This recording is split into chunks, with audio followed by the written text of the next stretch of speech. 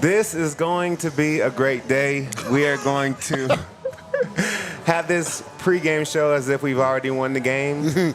We're going to wake up and win today. You know, we feel like this is all the Broncos have to do. You just got to wake up today, show up at the stadium, and this should be a win for us. Hi, I'm Todd Davis here with my man Eric, a.k.a. D-Line, and we're going to bring you the best of what's going to happen today on the Broncos versus Bears. Are you excited for this game? Yeah, man. We're in real fake it till you make it mode. You know what I mean? Like, we haven't made it at all. Yes. But I like your approach. We're going to come in as though we've already won. I'm going to strut around this place. People are going to have a hard time with my attitude. Yep. But I've earned it early. Absolutely. We're going to fake it till we make it. We're going to manifest it. We're going to bring it to us. Let's go. And hopefully it all works out, because I do feel like this is a very winnable game for the Denver Broncos. We did lose by 50 points last week, but luckily we don't have to play the Miami Dolphins every week. Well, Todd, if not this game, what game is winnable with the Denver Broncos? If not this, then when? If not now, then when? If not them, then who? If not us, then Alexis and Zach and Hank are really the answer. But all the same, we need this. Let me ask you a larger philosophical question. Let's do it. This is the talk all over Twitter. This is where we are already 4 games into the NFL season. Should the Broncos want to win this game? You know, it's tough. I think that if we start losing now, we do set ourselves up to get Caleb Williams, a very talented player. Yeah. But at the same time, right now, our problem is not Russ. No. So I don't know if we need to be tanking for a quarterback specifically, but we need picks, we need talent, we need bodies. So for that reason, I think we do need to win this game. You don't want to bring that losing culture into the locker room any more than it already is, and you have to start winning now. And I think that the Bears, the struggles that they've had, you know, is a very, very good team to start winning against. So I had never actually watched Caleb Williams play until yesterday when he took on the Colorado State Buffaloes. And I left feeling kind of mixed, if I'm being honest. Like, obviously, he's the reigning Heisman Trophy winner. You see a lot of like, nobody that covers a game of his can go 10 minutes without mentioning Patrick Mahomes, just because they have unorthodox styles of passing. But I also saw him make a lot of pretty big overthrows and make some kind of questionable decisions. Granted, they scored 48 points, so it's hard to really pick him apart too much. But I don't know. I'm kind of I don't know if we're willing to mortgage the season for him. But I don't know what to make. What is your read on him? No, I agree with you 100%. I think he's a talented player, but watching him yesterday, they talk about him as if he's the second coming of Jesus Christ. He's the next greatest thing to ever put on some cleats. And he looked talented yesterday, but he didn't look to that level to where he's the one piece to come in and save your organization and bring you from zero to hero, the very next year. So I'm not totally sold on him being the second coming yet. I am not either, but obviously he's still in college. He has a lot of matriculation that has to take place. But yeah, when I look at the Denver Broncos, Russ Wilson, not their problem. Yes. Do we know what their problem is? Well, we thought it was one thing. Maybe the offensive line. It's kind of moved around and kind of shifted in the locker room. So I'm not sure we have a finger on it just yet. I would have thought coming into the season, just based on how the Broncos have been structured in the last however long that I can remember, we don't have to worry about the defense. The defense is going to be there. It's just last year, obviously, if they score 16 points a game, they go 18-0 or whatever. Last game really put me into a tailspin. I don't know anything about this team. Yeah, I don't either. But hopefully Zach can tell us over out in Chicago. He has a lot of information for us. So let's go out to Zach and see what he has to say about the Bears versus the Broncos. Please. Well, look at where we are. Zach Stevens, Henry Chisholm behind the camera. We are in Chicago at Soldier Field for the highly anticipated 0-3 Broncos playing the 0-3 Bears in the Caleb Williams Bowl. Or can this get something rolling for the Broncos this game? Maybe the season's not over, and we'll find out on this field in just a couple of minutes. And we did just find out who is and is not going to be playing for the Broncos. And unfortunately, Justin Simmons going to miss his second straight game dealing with that groin hip injury that kept him out last week. He did practice twice this week, but missing today's game is a huge blow. You look at what happened last week when the Broncos didn't have Justin Simmons. Yes, it was against Tua, but 70 points they gave up. So they're going to miss Justin. DTY is going to step up. You would think JL Skinner would be active, right? No, JL Skinner not active again. His NFL debut is going to have to wait. JL Skinner's inactive, so Broncos going light at the safety position. And then you also don't have Frank Clark. You don't have Mike Purcell. You don't have Josie Jewell. Oh no, this sounds like bad news for the Broncos defense. They're going to have to tackle going up against Justin Fields, because that's really the only way the Bears win, is if Justin Fields goes hard in this game. And Henry and I have kind of got the pulse around town since we've been here the past couple of hours. People believe in Justin Fields in this town. Not so much their coaching staff, but they believe in Justin Fields. And they said this is kind of Justin Fields' make or break game. If he plays well in this game, then the Bears fans are going to embrace him at least for a couple more weeks. If not, if he's not able to do it against this Broncos defense depleted, the Bears fans are going to be out on Justin Fields. So that's what the Bears fans are watching. Broncos fans saying the exact same thing. If the Broncos can't get a win against this Bears team, when's it going to happen? Henry's hands are starting to shake, so I'm going to end this here. That is going to do it from Soldier Field. We'll check back in with you after the game. I honestly feel like there was so much to unpack there, from the Caleb Williams Bowl to us missing so many different players on the defensive side of the ball. It's tough. I know that we struggled last week, and to be out more players on the side of the ball that really struggled last week, really puts me in the tailspin of, what is this game going to be? You think it's the battle of two, terrible defenses, but is the offense going to have to come to play today? So I want to ask you, you watched that game last week. Mm-hmm. Did you see a deficit in talent or in scheme? I saw a lot of missed tackles. I saw a lot of guys around the ball that could have made plays, and so I felt like it was effort and execution more than it was talent or scheme. Really? Okay. So to my deeply untrained eye, it just felt like nobody was ever in the right place. Mm-hmm. That even when it came to the part where they were going to make a tackle, they were already 5-6 yards off. I don't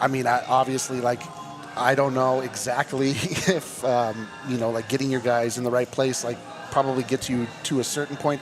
But I was mainly curious about that because I didn't know what to pin that on. Obviously, at a certain point, the Denver Broncos looked like they were just completely defeated, and then it was just the boat race was on. Yeah.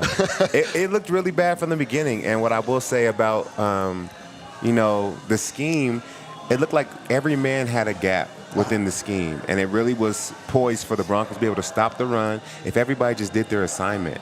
But what happened was, on the snap of the ball, one D lineman gets reached. Mm-hmm. The linebacker stays in his gap, but now you have an A gap that is, 10 feet wide, right, and there's nobody, right, in the line of sight. Right. So it just allowed for the Miami Dolphins to really break big runs, get to the second level, and then once you miss a tackle in the second level, then you're just off to the races. And it really felt like, it was just a terrible tackling day. But hopefully that is not the case today.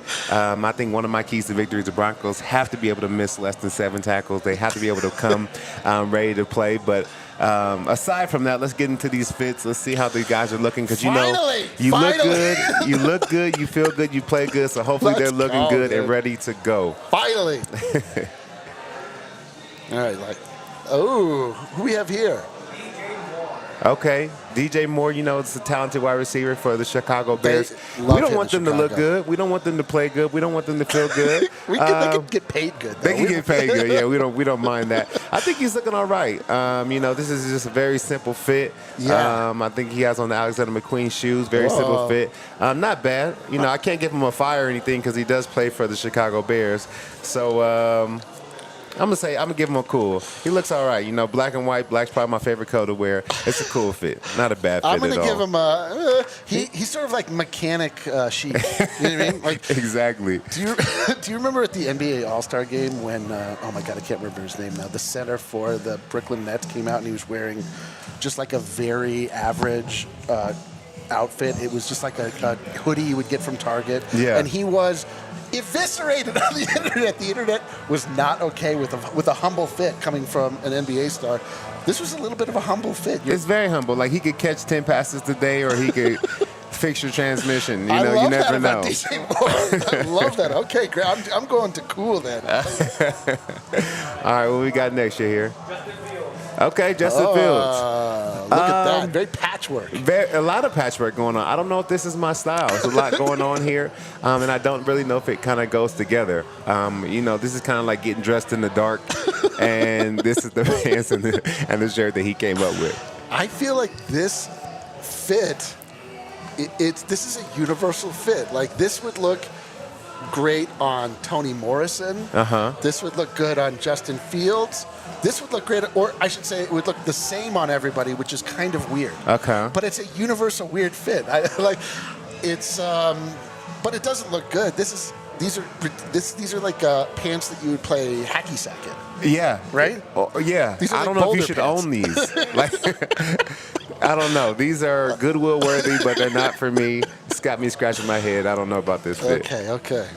I would like to see him play hacky sack. You know what I mean? Oh, my man, Jerry Jeudy. All right. The Pander Express. Came with the old school Denver Broncos hat and jacket. I think he's ready to play, man. I mean, anytime you're sporting some old school fits, I'm going to love that. So, Dude, yes. I'm going to give a fire for Jerry Jeudy out here. The Kung Fu Pander. Looking He's good out pandering as here. hard as he can. I love it. Old school D, the greatest thing that you can do. Absolutely. Next one is a video from Mr. Eric Oh, Guido. yeah. I put this one in. I wanted to get your Okay, taste let's check this out. Okay, so this is Antonio Oh, my Brown. gosh. This is Antonio Brown. I showed my wife this video yesterday. What is wrong with this man? I mean, do we have to say the quiet part out loud? He has wrong with him? I don't know. There's a lot going on. The boots are crazy. The warm-up is crazy. He is in a space of his own. So he is. Did you notice the faux hawk? Yes. What are your thoughts on the faux hawk? I think I'm gonna leave my man alone. I think I'm gonna leave him in his own space and just let him be AB. You know, Yep. It is what it is. I think at this point. I think that's the only way to approach this at this point. Like, this is exists in such a different place that I don't even necessarily feel like it's okay to comment on. But all the same, he looks ridiculous. Oh yeah, what do you think of this one? What do you think of this one? This is, huh? Oh, that's a fit right there. Look at that. Huh? That looks old really. old school Bronco. The pose is what's killing it for me. He is on. I think that guy looks like he's ready to. I think the pants maybe look a little tighter than he realized. And that's not Eric. That's D-line right there. The entire D-line is looking fresh to death. I love it. There we go. Put a fire fit on there for my man. Yeah, so cool. The coolest. That's fire. Well, now that we got the fires fits in the game out the way, it's time to go to this tug of war and really break down the Broncos versus the Bears, who's better on what side of the ball, and see where we really shake out. You know, I feel like in prior weeks we didn't have the best tug of war. You know, we didn't win all of them, but I feel pretty confident about this. This feels like Squid Game tug of war. Like one of the sides is definitely going to be pulled into the abyss and perish. Just dropped in the middle of the water. Yes. All right, so let's break it down first with these quarterbacks. We got one old veteran, not old, but a veteran quarterback who has been around the league for a long time and is really playing at a very high level right now. Yep. really top 10 in a lot of different categories when it comes to quarterbacks. And then we have Justin Fields, a young quarterback who just can't seem to get it going. I don't know if it's coaching. I don't know if it's him. Hopefully his struggles continues today. But for myself, I'm going to have to take Russell Wilson today as a better quarterback and the Denver Broncos quarterback. Yeah, I think that I have to go along with your line of thinking. Russ has been actually very, if not good, fine. Yes. And Justin Fields, I mean, I have my ear to the tracks on all of this because I hear, especially our markets, Chicago, I know exactly what they think of Justin Fields. Justin Fields to them was the guy coming in, he is their great hope that they're pinning all of their sorrows on, that it was all worth it because we got Justin Fields in the end. And I think that you said it earlier best. I think that we are at kind of a tipping point with that where optimism turns into frustration. Yep. I don't know what to make of him as a quarterback. I know that he is an absolute threat on the ground, and I'm nervous about that today for the Denver Broncos. But just as a quarterback, you got to give it to Russ. Yep, absolutely. And I think that, Justin Fields, he has a lot of talent, but he unfortunately went to a organization who has ruined, I guess, a few quarterbacks in the past. So I don't know how that's going to shake out for him, but best of luck to him. Not today, but any other day. And for look sure. at this comment. I don't know if you can bring this up yet here. Todd Davis hosting with Broncos legend Denver man. What a treat. Yes, I love that. It's Me unbelievable. and you, dream team, baby. Dream Finally, team. that people ask that people get what they ask for. Exactly. Let's do it. All right, now onto these running backs. Denver Broncos, we have a stable of running backs. Samaje Perine, Javonte Williams. Yep. I think they're a talented group. Yep. They do have Khalil Herbert over there in Chicago. I think he's a young back, third-year guy. But I do think our stable, is really unmatched across the league. There may be some other teams with some good backs, but I think a stable of backs, we have a lot of people beat. So once again, I think we'll beat the Chicago Bears in the matchup for running backs. Yeah, Chicago Bears gave up on David Montgomery, who I left on my goddamn fantasy bench. He scored 40 points. Dang. I don't want to talk about it. But I'm so impressed with Javonte Williams. Unbelievably impressed with him. Not only just the fact that he's a violent, angry runner, but, I mean, where he's coming from medically speaking, what he's been able to do. I mean, I don't even think about it. When he's running, I usually talk about the Nuggets. Every time Michael Porter Jr. goes up for a dunk, I wince. Oh, God. Javonte Williams is he's just different. We haven't spoken enough, I think, about his bounce back. It's he really unbelievable. looks exactly the same. He doesn't look like he skipped a beat. He doesn't look like he was out with all. a major injury. That was he last year. Yes, and he bounced back 100%. I don't know if he's on the deer antlers play or what, but he is. He looks ready to go. The clear and the quick or whatever. Yes. Whatever. Yes. All right, let's hit these wide receivers, man. I think that the Broncos wide receivers, Cortland Sutton had over 90 yards last week. Jerry Jeudy had over 80. Marvin Mims had over 70. So they did put together a good receiving week last week. I needed that to continue. And on the Chicago Bears side of the ball, I think DJ Moore is the only guy that we can talk about over there. And he's good, but I think that our wide receivers as a whole are much better, so I'm going to go with the Denver Broncos once again. Yeah, DJ Moore is a guy that they really put a big emphasis on the fact that they finally got a receiver. Chase Claypool comes in. They finally got a receiver. And, I mean, I mean, you've played in Soldier Field, yes? Yes, I have, definitely. What is it, the proximity to that lake and the actual wind patterns and everything that come off it? Is that why the Bears are never able to have a reasonable quarterback? Yeah, maybe the wind off the lake is just too strong and the ball gets held up. Is it like that? It's a lot. I think the only place that has more wind like that I've played in is probably Pittsburgh. Yeah. Yeah, right off the water there too. There's a lot of Who wind. always has a great quarterback. Always. So maybe we can't blame it on the wind. Maybe the ball should be able to fight through the wind. Bears. They got to get it together, man. They got to. But I'm with you. Cortland Sutton had just the most beautifully tragic game I've ever seen last week. Those two drops, or I should say fumbles, that were he just dropped the ball twice. But, I don't know, Cortland Sutton is a guy that I've just been impressed by him his entire time here in Denver. And he always, kind of gets it going. And it seemed like he was getting it going. Yeah. So the taste in my mouth with so much of this team is I'm having to gloss over. But I think Jerry Jeudy is an elite wideout. Yes. Cortland Sutton has beast tendencies. I'm with you. Like, they, on paper, I don't even think it's that close on paper, but especially with the guy delivering them the ball, like our wideouts, 100%. Let's do it. Our wideouts. That's another win for the Broncos. Let's I go. told you it was going to be a good week. We This haven't is even picked the crazy. Bears for Are we- anything yet, and now we go to offensive line, and I can't even pick the Bears again. White? Even though offensive Should they line has play the game? struggles. Should they even play the game? This is like ridiculous. I feel like the struggles that they've had on the offensive line for the Bears, it's going to be like they're not playing.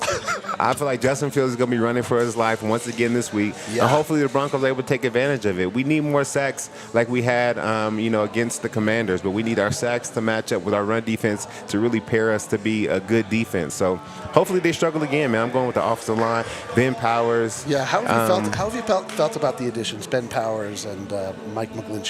I think they have been solid, but I wouldn't say that they have been that we hoped. There's a reason that the other teams let them go, is what you're saying? Is that what you're saying? Yes, I guess so. Sometimes there are a reason why people are let go from teams. And, they played good, but I think over time maybe they'll play better and play up to their paychecks because definitely we are paying for them to play right now. That's right. Okay, I'm with you. I can follow you on this. All right, perfect. I think the front seven. Let's move on to the front seven. We're missing a lot of pieces. Yeah. Talking about Josie Jewell, Mike Purcell. This is like the front three for us at this point. It's a little rough for us right now. It's a little rough, but still, I think with those injuries, do you feel like the Bears are better than our front seven, even with the injuries? I don't know. I don't know who. I literally don't know who's playing for the Denver Broncos right now. We don't have Mike Purcell. Yeah. We don't have Frank Clark. Yep. We don't have Josie Jewell. I don't know. Yeah. I just don't know. This is where I'm the most nervous in this game is our defensive line and our linebacking core, particularly with Justin Fields back there, like the guy that if he decides, or then what oftentimes happens with him is when the passing game isn't going well, he has transcendently talented with his feet and his legs. Absolutely. And I absolutely see him going to that a lot. And so I'm a little freaked out, if I'm being honest here. I'm a little nervous as well. This is the only category where the Bears are not like last in the NFL. They're like middle of the pack. They average 100 yards rushing a game, and Justin Fields is a big part of that. Yeah. I don't want to say that the Bears are better. I'm just going to make it a wash. Yeah, wash. We're going to tie this one up. Yeah, screw you, Bears. Yeah, we can't give it This to is them. a Bears show.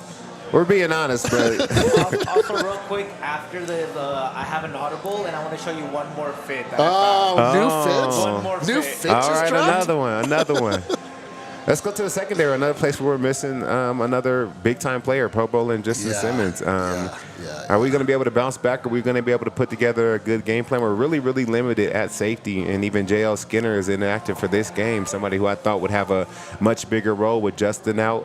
Where do you see the Denver Broncos shaking up right here with the secondary? The thing that, in talking to the Bears guys on Slack, it's important to mention Slack, they are freaked out because they're missing their entire secondary. Yeah.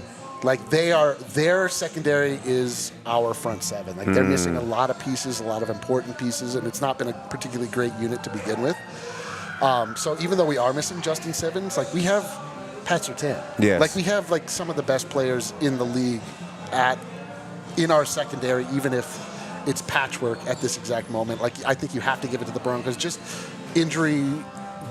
Just only if you're considering the injuries. Yeah, I think so too. I think the Broncos take the secondary. Like you said, Pat Surtain, we still have K-Jack back there. We do have some talent in our secondary without a doubt. So we're going to give it to the Broncos. Man, we're killing these guys. We're guys killing are them. And then special teams, I mean, Will Lutz's a good kicker, but overall, I think you got to give it to our special teams because of Marvin Mims. He's able to do it as a kick returner, punt returner. He's able to make it happen. Really becoming the X factor of this Broncos team, and hopefully he's able to get his hand on some kicks and take them to the house today. So I'm giving it to the Broncos special teams. Easily the most exciting part of the Broncos season so far. Marvin Mims. I didn't know what to expect of him.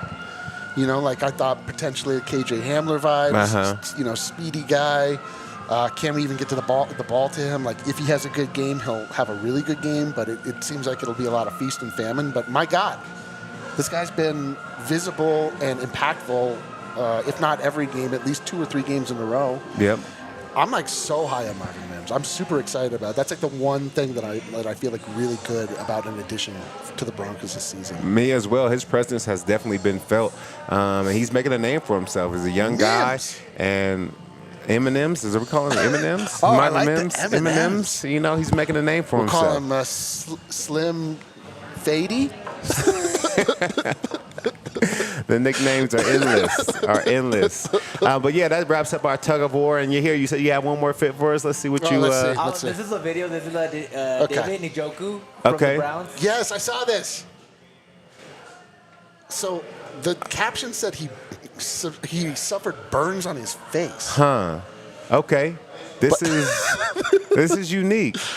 This is the start of his super villain arc. Clearly, this is Bane from Batman. But I mean, how great were these burns on his face that he's going to strap it on and play an NFL football game? Yeah, I'm not sure. Right? This is crazy. There's no shirt. He got on a fur jacket, so is he hot or is he cold? we don't know. We don't know. The mask is a little crazy for me. I mean, that's not my vibe. I'm not a horror movie guy. I'm a super villain guy, but that's a little unique for me. It's a lot unique. Where do you stand on coat with no shirt underneath as just a general guiding light? I think you should stay away from it. I think it's like me, white. Me specifically?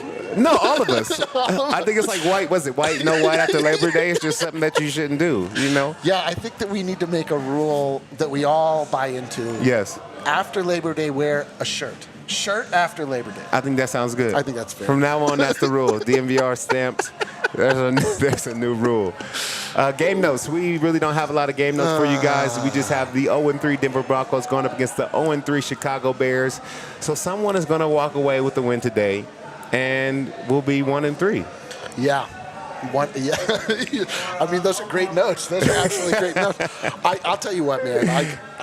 Here, I don't know if you were able to find the inactive list for the Denver Broncos. To me, I was already a little, I'll say, like I watched your guys' predictions on Friday, whenever it was made, and to a person, everyone picked a Broncos, not only victory, but blowout. Yeah, blowout. So then, my alarm bell started going off. I'm terrified of this game. Oh, no. I'm terrified of this game. And I'll tell you why. Like, not only just because, I mean, I feel like there's several factors at play. Some are imagined, some may be real. But the real thing here is, bring it up again now here. Look at this list of inactives. Justin Simmons, Josie Jewell, Frank Clark, Mike Purcell. I'm really freaked out for what Justin... You're telling me that Ronnie Perkins being out doesn't terrify you? I don't read good. I just couldn't read that. But, like, I'm terrified at what Justin Fields might do to us just from a scrambling and running perspective. Like, I don't know. And, like, I also know that anytime everybody is consensus on one thing, it usually means it's wrong. So I'm freaked out, Todd. I'm freaked out. But my larger thing could be imagined. I asked you this.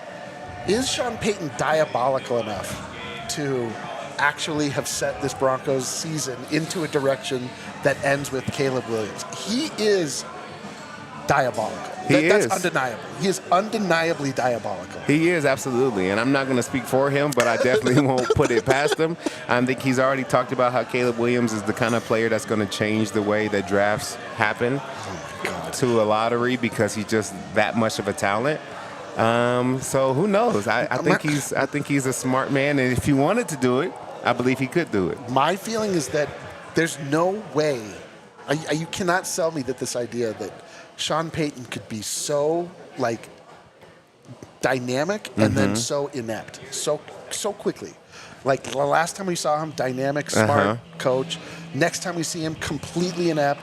Denver Broncos don't know what they're doing. They're running into each other. Vance Joseph has them lined up. And I mean, it's like so bizarre that I have to immediately go to conspiracy corner. He's a mad scientist.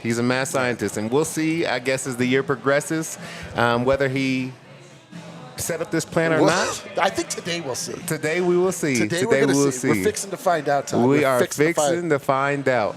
All right, now it's time to head to my favorite area of the show, which is Area 51. But wait, before we do that, I want to tell you about our friends over at Snarf's. They have been serving up hot toasted sandwiches in Colorado since 1996. their main thing is quality. Quality is key. As we know from the Denver Broncos play, you got to be able to execute. You do. And you execute at a high quality, and that's what Snarfs has been doing. They personally choose their items. If they're out of something, they'd rather make it unavailable than sacrifice quality. In addition to sandwiches, they have hearty salads, sides, and desserts, a lot of vegetarian sandwiches, artichoke and feta, portobello mushrooms, eggplant parm, and more.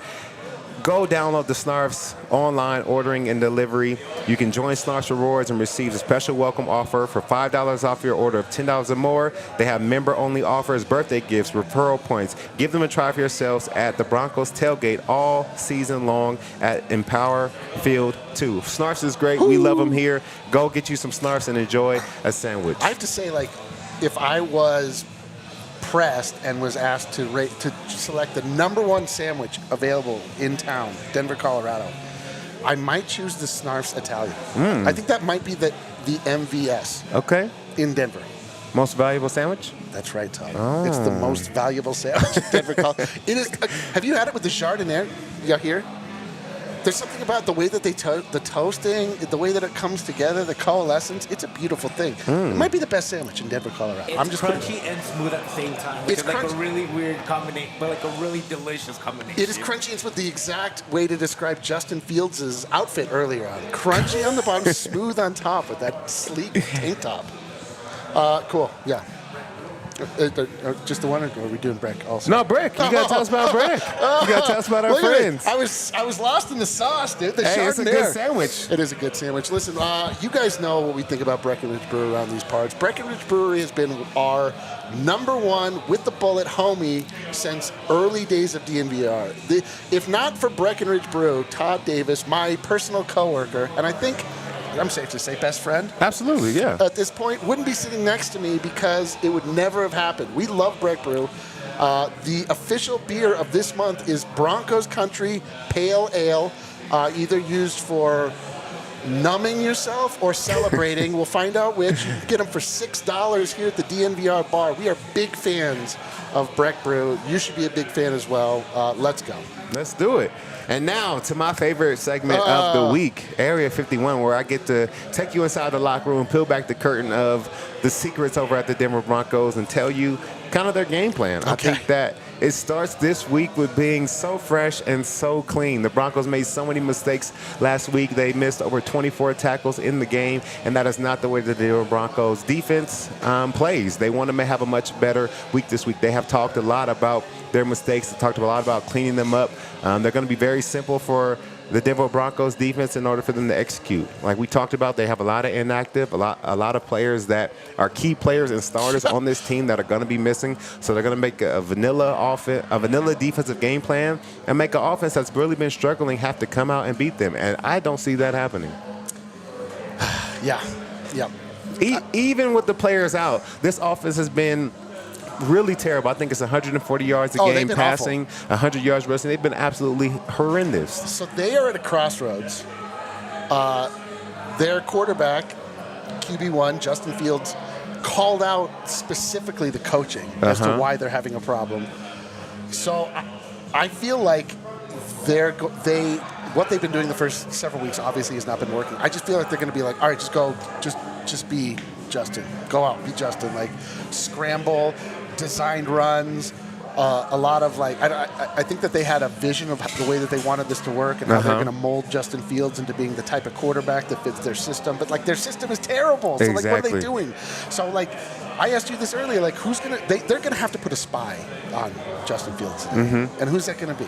Alex Singleton. I think he's the most athletic linebacker we have right now, especially with Josie being out, and he's going to have the ability to stop Justin before he gets started, because that's the one thing you don't want to do. You don't want to let him get to the second and third level of your defense, because then he becomes hard to tackle and bring down, and that's how he really puts together those long runs. So who's the most like equivalent quarterback to Justin Fields? The fastest, most leg-dependent quarterback that you yourself ever played against, would you say? Probably somebody like Kyler Murray. I think he's the kind of quarterback who really relies on his legs. He can also throw the rock as well, but his ability to scramble, get out of the pocket, make plays happen with his legs, probably say Kyler Murray. Yes. It's like, I mean, what does that do to you as a defense if you're worried about not only just having to cover the receivers, but the quarterback themselves? It makes it very hard. I mean, there's nothing worse than covering your man one-on-one, locking him up, and turning around and seeing the quarterback escape, because especially on like a long third down where you feel like you got them covered and you're finally going to get off the field, that is like the most demoralizing thing that we can have. And let me get to my second point right now is handle your business. The Broncos coaching staff has really reinforce this message to do your job. Don't worry about the man next to you. Make sure you're handling your job. We talked about run fits earlier on in the show and how, guys are getting out of their gap because they're worried about making plays. Handle your business, and we will be all right with the Denver Broncos. Next, we're going to move on to the Broncos win if, the Bears win if. We're running out of time, so we're going to get to this really fast. We've been having too much fun. We've been having a great time. I think we found like a new, you know what I'm saying? The D-line and the linebacker? I mean, what a perfect pairing. I think it's meant to be. I think it's meant to be. The Broncos win if talent is good, but execution is better. They have to miss less than 7 tackles. I think that's the number I'm giving to the Broncos. We missed 24 last week, and it really showed in the score of that game and how the game transpired. So we have to be great on defense, and we have to make tackles. The Bears win if Justin Fields has over 210 yards passing.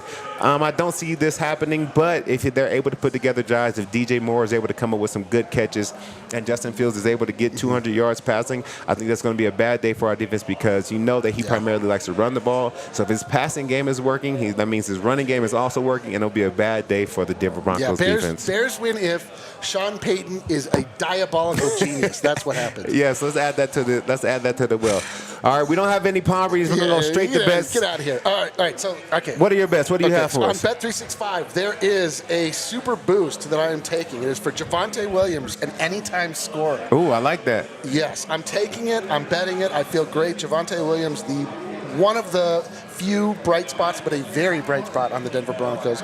I'm also taking, in a less fun way, I'm taking Justin Fields over 59.5 rushing yards. I think that he's going to rack those up, and he's going to be rolling. He's going to be rolling, and to that end, I'm also taking Justin Fields anytime touchdown. Okay, I like that a lot. Listen, I love the Broncos, but the only thing I love in this life is money. Yeah, I'll cut anyone's throat for even $1. Everyone knows that about me. We were getting off to such a good teamwork, Give me some money. That made it clear.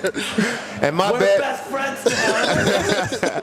My bet for Bet365 is plus 150 anytime touchdown for Cortland. He's had multiple touchdowns this season. He almost had 2 last week. I can really say that I believe he'll get another one this week. So plus 150 on Cortland to get a touchdown. Go take that Bet365. If it doesn't happen, don't come back to the show and look for me. Don't cut my throat if I didn't make you any money. But I'm saying that's a good bet. That'll do it for us here over at the DNVR Broncos pregame show. We loved it. It was a great segment today. We'll see you on the postgame show where we'll break down the entire game. Peace.